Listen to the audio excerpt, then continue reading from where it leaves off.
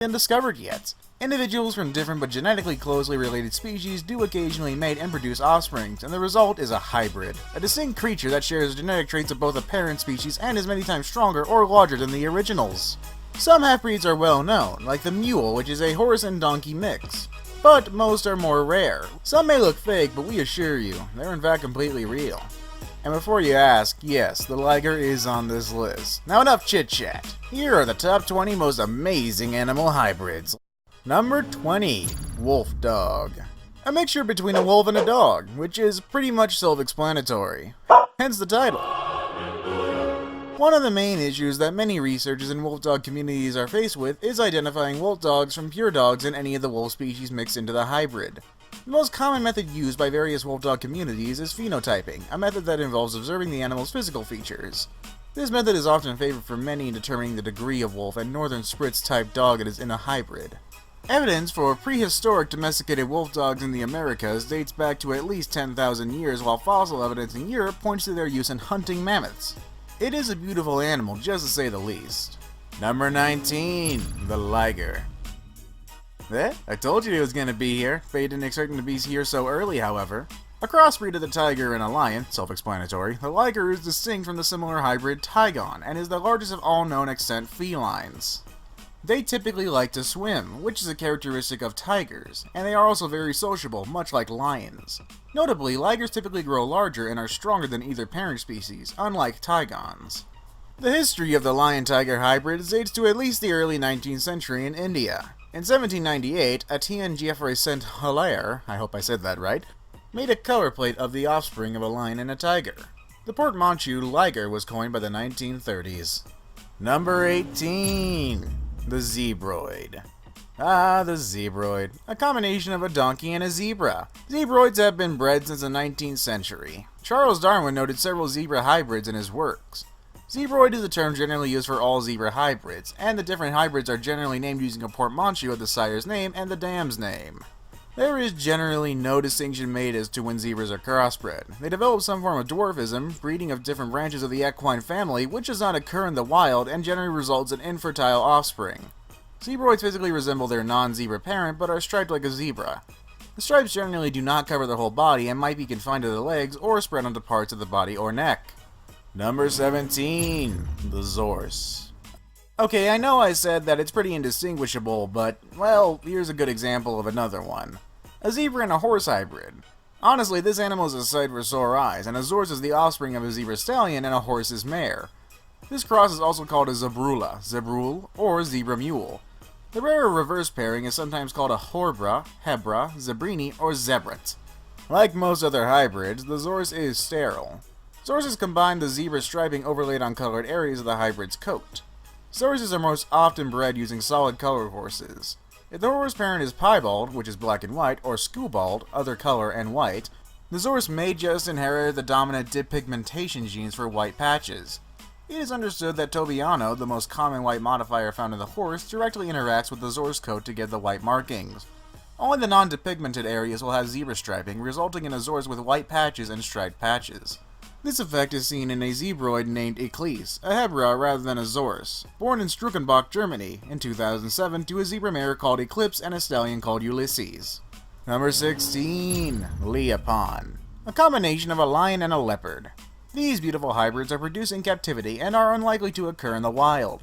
The first documented Leopon was bred at Kolhapur, India in 1910. Its skin was sent to Reginald Innes Peacock by Walter Samuel Millard, the secretary of the Bombay Natural History Society. It was a cross between a large leopard and a lioness. Two cubs were born, one of which died aged at 2.5 months and the other was still living when Peacock was described it in 1912. Peacock wrote that it was spotted like a leopard, but that the spots on its sides were smaller and closer set than those of an Indian leopard and were brown and indistinct like the fading spots of a juvenile lion. Really all you can say at this point? That's a really beautiful little creature. Number 15. Dazot. A yak and a domestic cow combination. Kinda weird, right? Yeah, I thought so too. The word Dazot technically refers to a male hybrid, while as a female it is known as a Dazomo or Zome. As they are a product of the hybrid genetic phenomenon of hybrid vigor, they are larger and stronger than yak or cattle from that region. Prized in Tibet and Mongolia for their meat and quantity of milk they produce, they are larger and stronger than both cows and yaks. As with the beefalo, however, it's believed that both animal breeds in the region now have contaminated genes. Number 14. A Jeep. A 6.3-liter V12 situated just after the front wheels. No, not the car, you sillies. Another rare animal, as the offspring of goat and sheep pairings are usually stillborn, meaning they don't live to see the light of day. Honestly, I want one. Like, they're cute, and honestly, Jeeps look better than dogs. Just an opinion, I guess. Don't hate. I mean, I own 2 dogs. I love them. Number 13. A growler bear. Also called pizzly bears, most growler bears live in zoos, although there have been a few confirmed sightings in the wild. The growler bear is a rare ursid hybrid that has occurred both in captivity and in the wild. In 2006, the occurrence of this hybrid in nature was confirmed by testing the DNA of a unique-looking bear that had been shot under Sachs Harbor, Northwest Territories on Banks Island in the Canadian Arctic. Possible wild-bred polar bear-grizzly bear hybrids have been reported and shot in the past, but DNA tests were not available to verify the bear's ancestry. Number 12. The Coy Wolf. If you thought wolves alone were beautiful, you should take a look at these breathtaking coy wolves. Coyotes and eastern wolves only diverged some 150 to 300,000 years ago, and the two are able to reproduce offspring. The resulting coy wolves share many behavioral characteristics and are between the coyote and wolf in size. Hybrids of any combination tend to be larger than coyotes and show behaviors interdeterminate between coyotes and the other parent species.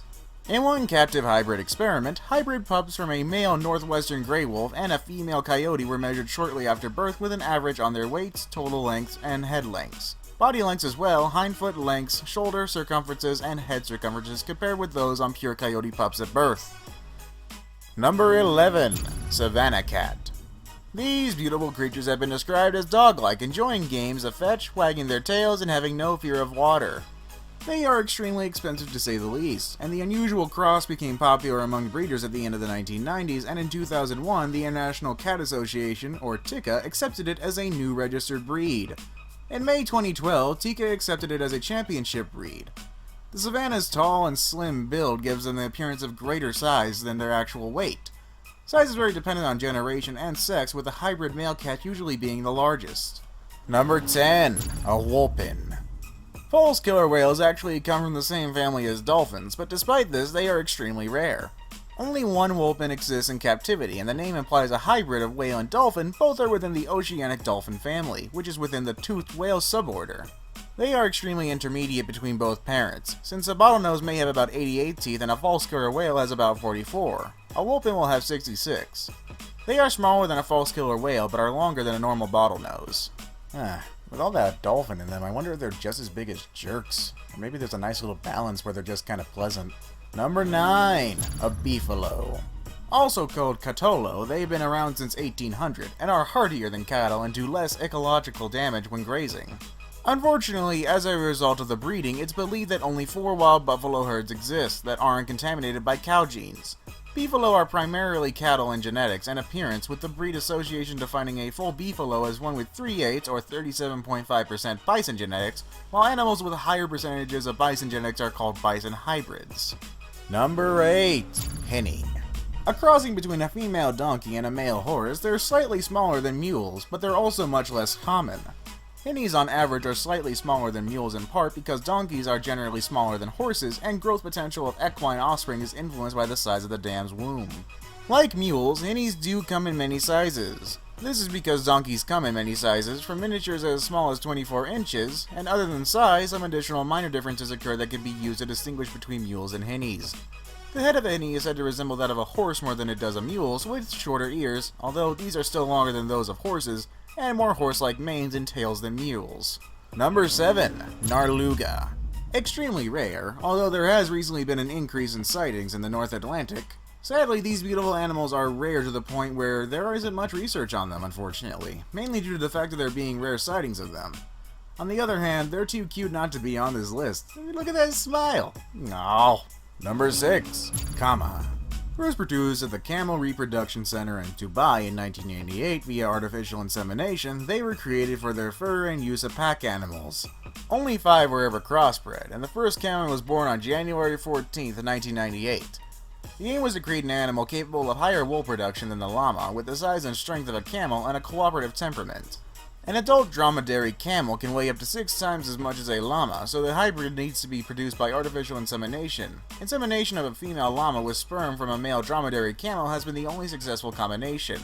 Inseminating a female camel with llama sperm has not produced viable offspring. Number 5. Moulard. Bred for food, the Moulard is unable to produce offspring. It's kinda sad, am I right? Or is it just me? It's probably just me. The white Muscovy and Pekin are the two most common purebred, commercially farmed ducks. Hybrids of the two are hardier and calmer in addition to exhibiting natural hybrid vigor. The incubation period of the hybrid eggs is between the Mallard and Muscovy with an average of 32 days. About half of the eggs hatch into Moulard ducks. Moullards tend to combine certain traits of the parent breeds. Due to their Muscovy heritage, they produce leaner meat than Pekins. Females tend to be raised for meat, while the males are used for foie gras. Like Muscovy ducks, Moullards have claws on their feet but do not fly and perch. Instead, they prefer to stay on water, as Pekins do. Number 4. Zubron. Stronger and more resistant to disease, they were initially thought to be a possible replacement for cattle.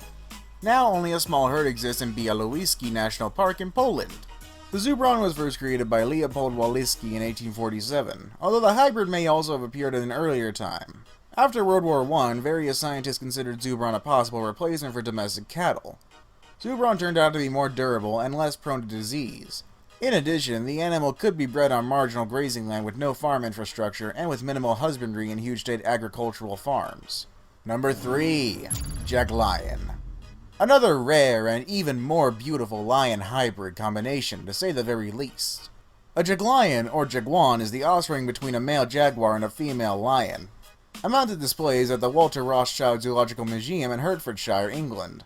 It has the lion's background color, brown jaguar-like rosettes, and the powerful build of the jaguar. Jazara, the female, and Tsunami, the male, were the result of an unintended mating between a black jaguar called Diablo and a lioness called Lola, which had been hand-raised together and were inseparable. They were kept apart when Lola came into ostrus. Tsunami is spotted, but Jazara is a melanistic dominant melanism gene. It was not previously known how the jaguar's dominant melanism gene would interact with lion coloration genes. Pretty cool if you ask me. Yeah, nothing really else to say on this one. Number 2. The Bengal Cat. The earliest mention of an Asian leopard cat and domestic cross was in 1889, when Harrison Weir wrote of them in Our Cats and All About Them. However, in 1927, C. Bowden Gloss wrote to the magazine Cat Gossip regarding hybrids between wild and domestic cats in Malaya. His statement is as follows: I have never heard of hybrids between Bengalnesis, the leopard cat, and domestic cats.